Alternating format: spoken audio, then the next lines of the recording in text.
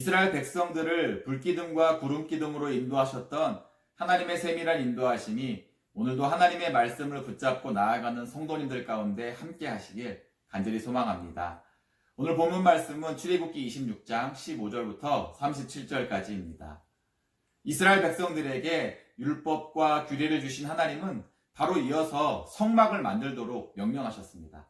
성막 안에 들어가야 할 각종 기물들과 성막을 덮을 휘장과 덮개에 대한 말씀에 이어서 오늘 본문에서 하나님께서는 휘장을 지탱할 수 있도록 성막의 벽을 만들게 하셨죠. 성막의 모습을 보면 남쪽, 북쪽, 서쪽은 널판지를 세우고 조각목으로 지탱하게 하여 벽이 되게 하였고, 동쪽은 휘장으로 막아서 문의 역할을 하도록 했습니다. 오늘 본문은 이 벽에 대한 세부적인 지침들이 기록되어 있음을 보게 됩니다. 널판지 하나의 규격이 길이 10규빗, 너비가 1규빗 반이 되게 해서 이 널판지들을 서로 배열하여 연결하게 하였죠.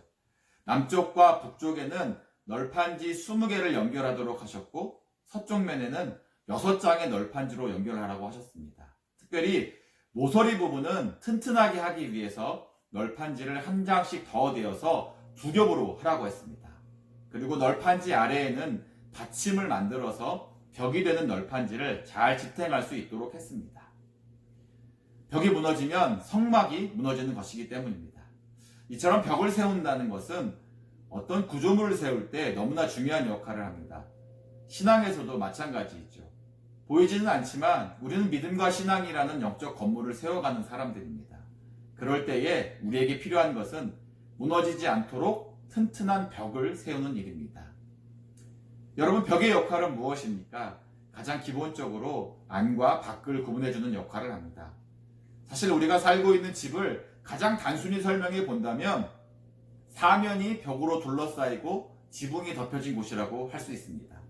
문만 나가면 밖이 되는 것이고 문 안으로 한 발짝 들어온다면 안이 되는 것이죠. 왜 그렇게 됩니까? 벽이 있기 때문입니다. 신앙이라는 건물에 벽을 세운다는 것은 경계를 명확히 세우는 것과 같은 의미입니다. 벽 하나의 차이이지만 이 벽이 있음으로 인하여 우리가 어디에 있는가를 설명하는데 차이를 가져오기 때문이죠. 성막을 세우고 성막의 안과 밖이 있음을 말할 수 있는 것도 바로 이 벽이 존재하기 때문입니다. 이 경계의 구분이 되는 벽이 명확하고 분명하지 않다면 튼튼한 성막으로 세워지는 것은 불가능합니다. 왜냐하면 건물의 다른 모든 구조물들을 보호할 뿐 아니라 지탱하고 받쳐주는 역할을 이 벽이 하기 때문입니다. 이 벽을 우리는 우리 믿음의 고백이라고 볼 수 있습니다. 하나님 앞에서 이 고백이 분명하고 명확할 때 우리가 어디에 있는가, 우리가 어디에 속하였는가를 분명히 할 수 있기 때문입니다. 예수님께서는 요한복음 14장 6절에서 이렇게 말씀하셨습니다. 내가 곧 길이요 진리요 생명이니 나로 말미암지 않고는 아버지께로 올 자가 없느니라. 그리고 사도행전 4장 12절을 보면 복음을 전하다가 공의 앞으로 끌려간 베드로가 이렇게 고백한 내용이 기록되어 있습니다. 다른 이로서는 구원을 받을 수 없나니 천하 사람 중에 구원을 받을 만한 다른 이름을 우리에게 주신 일이 없습니다. 오직 하나님의 아들이신 예수님이 육신의 몸을 입고 이 땅에 오셔서 우리의 죄를 위해 십자가를 지시고 죽으셨다가 3일 만에 부활하셨음을 믿는, 즉 예수 그리스도만이 우리의 구원이 되시다는 믿음의 고백이 분명할 때 우리는 하나님이 거하시는 성전으로서 든든히 세워져갈 기초인 벽을 튼튼하게 세우게 되는 것입니다. 그리고 그것이 바로 우리가 하나님 안에 있음을 보여주고 나타내는 증거가 되는 것이죠. 또한 우리가 왜 벽을 든든히 세워야 합니까? 벽은 안과 밖을 구분짓는 역할을 하기도 하지만 벽은 외부의 어떠한 공격으로부터 우리를 지켜주는 가장 기본적인 방패막이 되기 때문입니다. 예수님께서는 요한복음 10장 10절을 보니까 이렇게 말씀하셨습니다. 도적이 오는 것은 도적질하고 죽이고 멸망시키려는 것이다. 도적이 벽을 넘기도 하고 벽을 뚫기도 해서 우리 안으로 들어와 우리를 무너뜨린다는 것이죠. 사도 베드로는 베드로전서 5장 8절에서 우리에게 이렇게 경고했습니다.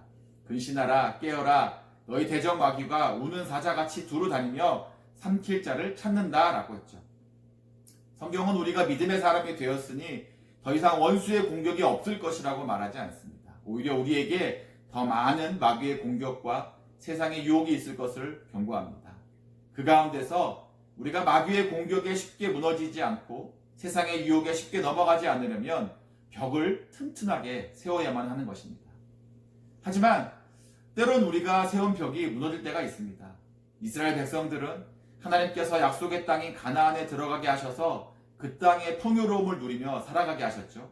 하지만 그들이 자신들을 구원하신 하나님의 은혜를 잊어버리고 감사하지 않으며 불평과 원망과 불순종으로 나아갈 때에 하나님은 그들이 세운 예루살렘 성벽이 무너지게 하셨습니다. 사실 이스라엘 백성들은 자신들이 예루살렘 성벽을 세울 때 누구도 이 성벽을 넘지 못하고 무너뜨리지 못할 것이라고 생각했습니다. 그러나 자신들의 교만과 불순종이 성벽을 무너뜨리는 결과를 가져왔음을 바벨론의 포로로 잡혀가서 고통을 당하게 된 이후에야 깨달을 수 있었죠.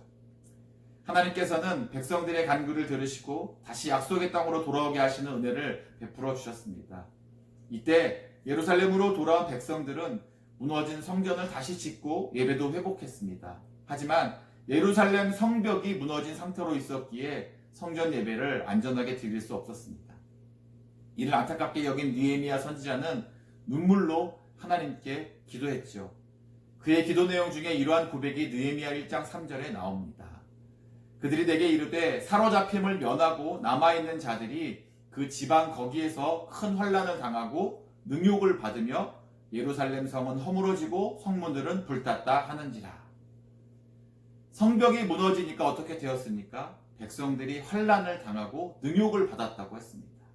그래서 느헤미야 선지자는 자기가 다시 예루살렘으로 돌아와 성벽을 재건하기 시작했죠. 이때 느헤미야는 단순히 물리적인 성벽만을 재건한 것이 아닙니다. 무엇보다 느헤미야가 먼저 하나님 앞에 무릎을 꿇어 기도하기 시작했죠. 그리고 성벽을 재건하면서 하나님의 말씀을 백성들에게 가르쳤습니다. 그리고 나니까 백성들이 하나님의 뜻을 깨닫게 되고 하나님께 나아와서 눈물을 흘리며 회개하게 되었죠. 우리가 세우는 벽이 굳건하게 서려면 기도와 말씀의 받침이 있어야 합니다. 널판지만으로는 온전히 벽의 역할을 할 수가 없습니다. 기도와 말씀이 벽이 무너지지 않도록 든든히 떠받치는 역할을 하게 될 때에 더 든든한 성막을 세울 수 있게 되는 것이죠. 하나님께서는 성막의 벽에 대한 지시하심을 마치면서 30절에 이렇게 말씀하셨습니다. 너는 산에서 보인 양식대로 성막을 세울지니라. 이 말씀은 출애굽기 25장의 마지막 절에도 나오는 말씀입니다. 너무나 중요하기 때문에 반복해서 말씀하시는 것이죠. 성막을 만들m에 있어서 오직 하나님의 뜻만 따르라는 것입니다. 오직 하나님의 가르침대로만 하라는 것이죠. 하나님의 말씀처럼 행하라는 것입니다. 우리가 보기에 아무리 선한 일이라고 할지라도 또한 선한 의도를 가지고 행한다 할지라도 하나님의 말씀에서 벗어난 것이라면 옳다 인정함을 받을 수 없습니다. 하나님의 백성들에게 있어서 기준은 항상 하나님의 말씀이어야 합니다. 그래야 쉽게 무너지지 않고 넘어지지 않을 수 있기 때문이죠. 그러므로 끊임없는 외부의 공격과 유혹으로 인한 내부의 갈등 속에서도 무너지지 않는 튼튼한 믿음과 신학의 벽을 세워서 주님이 거하시는 거룩한 성전으로 굳건히 서게 되시는 우리 모두가 되시기를 주님의 이름으로 간절히 축원합니다.